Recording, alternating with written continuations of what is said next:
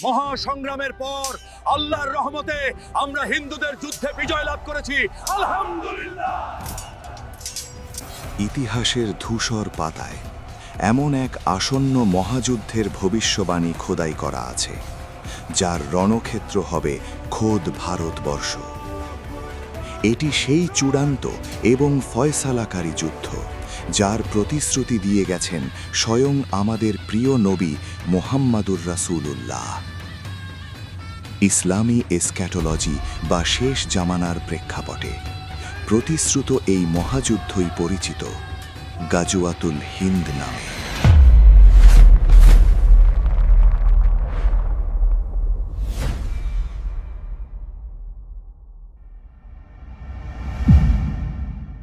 পৃথিবীর ইতিহাসে অসংখ্য পরাক্রমশালী সাম্রাজ্যের উত্থান ঘটেছে, আবার সময়ের গহ্বরে তারা হারিয়েও গেছে।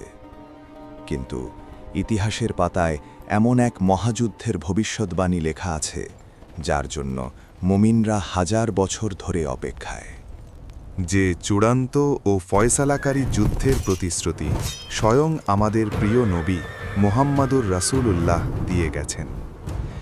ইসলামী এসক্যাটোলজি বা শেষ জামানার বর্ণনায় এই যুদ্ধটি পরিচিত গাজওয়াতুল হিন্দ নামে।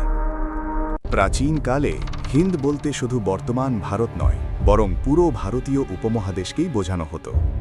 ইসলামের বীর সাহাবীরা এই যুদ্ধে অংশগ্রহণের জন্য তীব্র আকাঙ্ক্ষা পোষণ করতেন।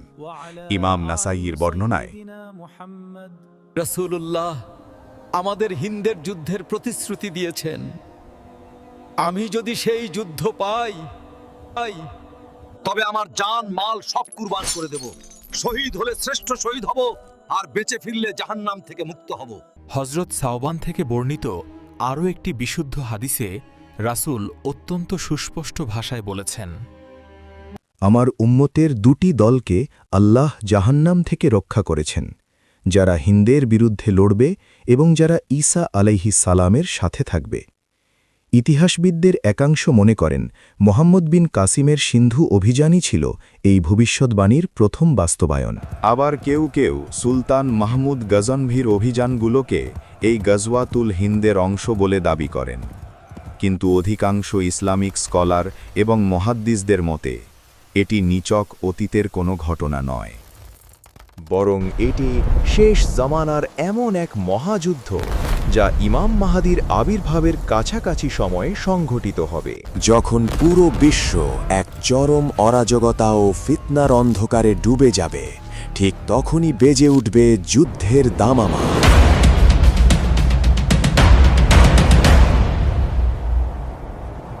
হাদিসের ইঙ্গিত অনুযায়ী এই দুর্গম পাহাড়িয়া অঞ্চল তথা খোরাসানের দিক থেকে একদল সত্যপন্থী মুজাহিদ বের হবে।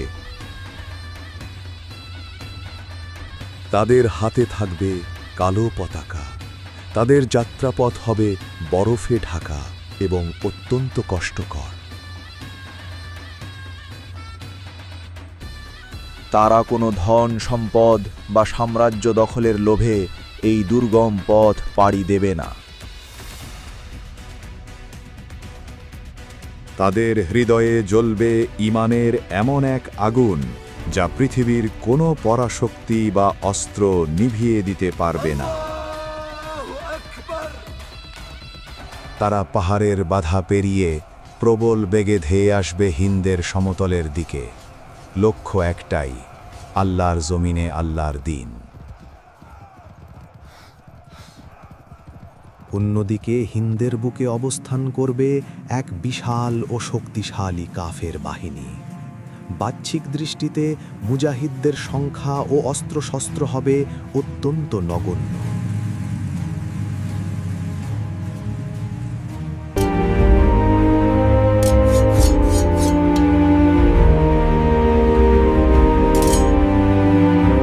কিন্তু রাতের অন্ধকারে তারা হবে আবেদিন, আল্লাহর দরবারে সিজদাবনত এক নিষ্ঠ বান্দা। আর দিনের আলো ফুটার সাথে সাথেই তারা পরিণত হবে অকুতভয় একদল সিংহে। অবশেষে সেই চূড়ান্ত মুহূর্ত এসে উপস্থিত হবে। বাজবে যুদ্ধের দামামা, প্রকম্পিত হবে হিন্দের মাটি। শুরু হবে ইতিহাসের অন্যতম ভয়ঙ্কর ও রক্তক্ষয়ী এক লড়াই। দুই বাহিনীর সংঘর্ষে আকাশ বাতাস ভারী হয়ে উঠবে।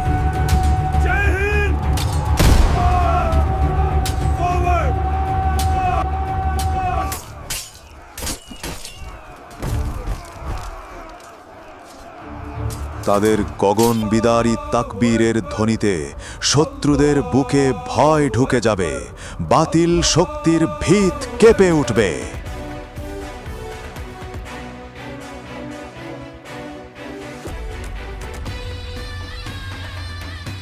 হাদিসের বর্ণনায় এসেছে, এই যুদ্ধে আল্লাহ তাআলা মুমিনদের গায়েবী সাহায্য করবেন।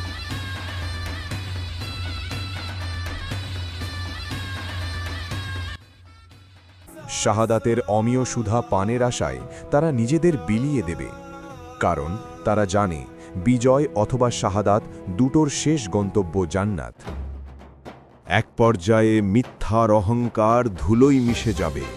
শত বাধা বিপত্তি আর আধুনিক অস্ত্রের মুখেও ঈমানদারদের এই কাফেলা বিজয়ী হবে। হাদিসের বর্ণনা অনুযায়ী হিন্দের কাফের রাজাধিরাজ ও নেতাদের শিকলে আবদ্ধ করে মুমিনদের সামনে আনা হবে। তাদের সমস্ত দম্ভ আর ক্ষমতা সেদিন ধূলিসাৎ হয়ে যাবে। স্বয়ং আল্লাহ তাআলা তাদের এই মুজাহিদদের হাতে তুলে দেবেন।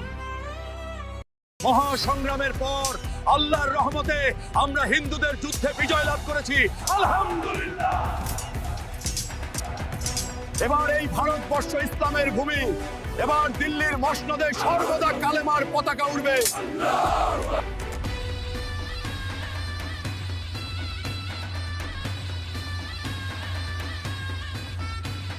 অবশেষে দীর্ঘ রক্তক্ষয়ী সংগ্রামের পর হিন্দের মাটিতে সগৌরবে উড়বে কালিমার পতাকা। আল্লাহ তাআলা এই বিজয়ী মুজাহিদদের সমস্ত গুনাহ মাফ করে দেবেন। তাদের জন্য থাকবে জাহান্নাম থেকে মুক্তির চিরস্থায়ী ঘোষণা। তবে মুমিনদের এই যাত্রা এখানেই শেষ নয়। হিন্দের মাটিতে বিজয় শেষে এই মুজাহিদরা এবার ফিরতি পথ ধরবে। তাদের পরবর্তী গন্তব্য হবে সিরিয়া বা শাম অঞ্চল। গাজওয়াতুল হিন্দের বিজয়ী মুজাহিদরা যখন দীর্ঘ দুর্গম পথ পাড়ি দিয়ে শামের পবিত্র ভূমিতে এসে পৌঁছাবে, শাম অঞ্চলে গিয়ে তারা সেখানে ইমাম মাহদির সাথে যুক্ত হবে। এরপর ঈসা আলাইহিস সালামের আগমন হলে তার সাথে যুক্ত হয়ে দাজ্জালের বিরুদ্ধে যুদ্ধ করবে। কয়েকদিন পর যখন ঈমানদাররা ইমাম মাহদির নেতৃত্বে দাজ্জালের বিরুদ্ধে লড়াইয়ের জন্য প্রস্তুতি নিচ্ছে, ঠিক সেই মুহূর্তে ঘটবে এক অলৌকিক ঘটনা। দুজন ফেরেশতার ডানায় ভর করে আকাশ থেকে অবতরণ করবেন হযরত ঈসা ইবনে মারিয়াম। হিন্দের বিজয়ীরা তখন হযরত ঈসা ইবনে মারিয়ামের সাথে যুক্ত হবে।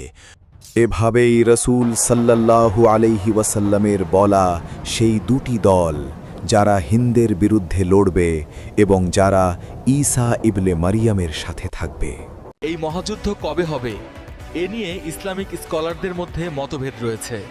অনেকেই মনে করেন এটি এখনো ঘটেনি। বর্তমান ভূ রাজনৈতিক পরিস্থিতি এবং বিশ্বের বিভিন্ন মেরুকরণ দেখলে মনে হয় আমরা সেই চূড়ান্ত সময়ের খুব কাছাকাছি অবস্থান করছি।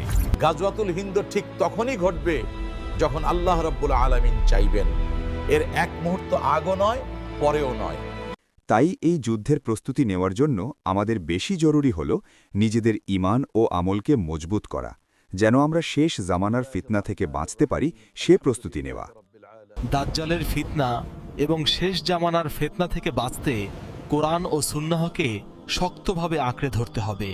মুসলিম উম্মার মধ্যে ভেদাভেদ ভুলে ঐক্যের প্রাচীর গড়ে তুলতে হবে এবং প্রত্যেক মুমিনের বুকে জিহাদি চেতনা আনতে হবে। গাজওয়াতুল হিন্দ কেবল একটি যুদ্ধ নয়, এটি মুমিনদের জন্য ঈমানের চূড়ান্ত পরীক্ষার একটি জ্বলন্ত প্রমাণ।